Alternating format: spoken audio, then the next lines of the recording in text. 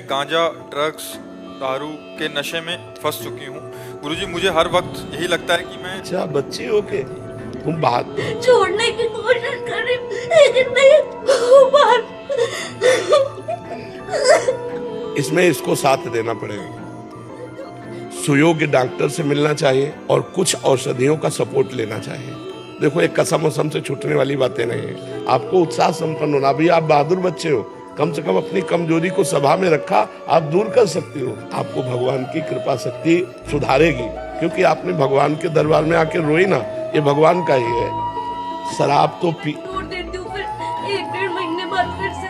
1.5 महीने तक छोड़ने के बाद नहीं, फिर तो तुम्हारी कमजोरी बच्चा। हमारे पास प्रगट में कोई जंतुर नहीं है, कोई टेबलेट नहीं है और कोई आशीर्वाद नहीं, ये ऐसे वैसे कुछ नहीं। पर आप जाइएगा, आप देखिएगा, आपको कोई सपोर्ट करेगा।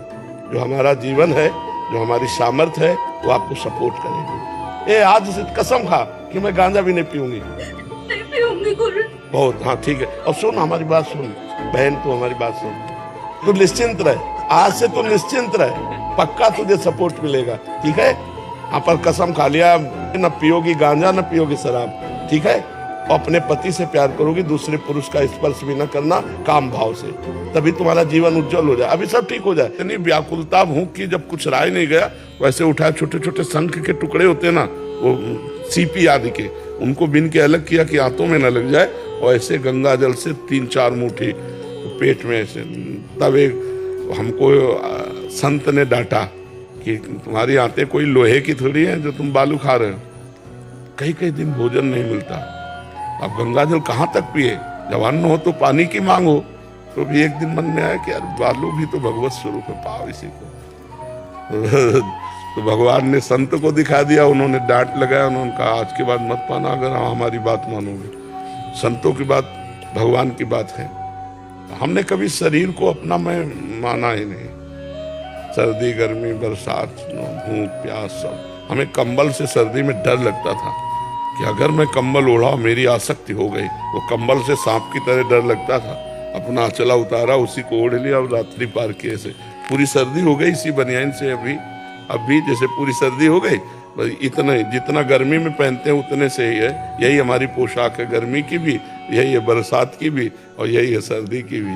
भगवान के बल से जैसी एक रहनी में जैसे हो, आगे वो जाने उन्हीं का। भारी से भारी विघ्न से बचने के लिए जब आपको कभी संकट हो, ऐसा लगे अब कोई बचाने वाला नहीं, तो हृदय की बात ध्यान रखना।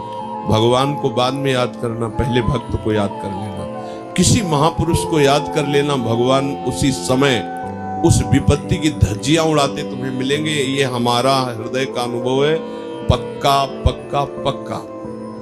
जिस समय कोई भारी विपत्ति हो, किसी महाभागवत को याद कर लेना। ये हमारी गांठ बांध लो बात की, क्योंकि संसार भयावह दुखमय है। जब कभी कोई भारी दुख और कोई निदान न दिखाई दे, तो तत्काल किसी महापुरुष का आश्रय लेना अंदर से। हरिराम व्यास जी, स्वामी जी महाराज, हितजू महाराज, सेवक जी महाराज, प्रगट में गुरुदेव, किसी महापुरुष का आप उसी समय देखिएगा। भक्त चरण चिंतन के प्रभाव से समस्त विघ्नों को विध्वंस होते देखा है, परिवर्तन होते देखा। परिवर्तन एकदम अचानक परिवर्तन, बड़े बड़े परिवर्तन देखे हैं। मतलब कैसे तुम्हें बताएं।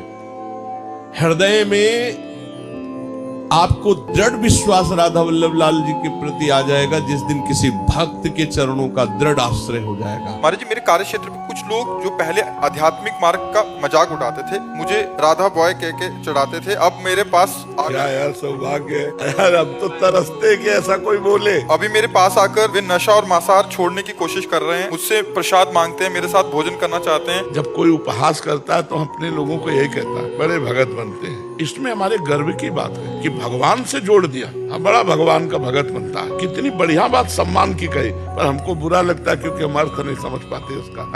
राधे राधे जपते हैं, वो भी 2 बार राधे राधे बोला। हमको हंसना चाहिए, बोले ना तुम भी। महाराज जी ऐसा ही हो गया। वो पहले उड़ाते थे, मतलब अब बार राधे राधे। कहाँ गया राधे वाला? राधे वाले को बुलाओ हमारे पास, कहाँ गया राधे वाला?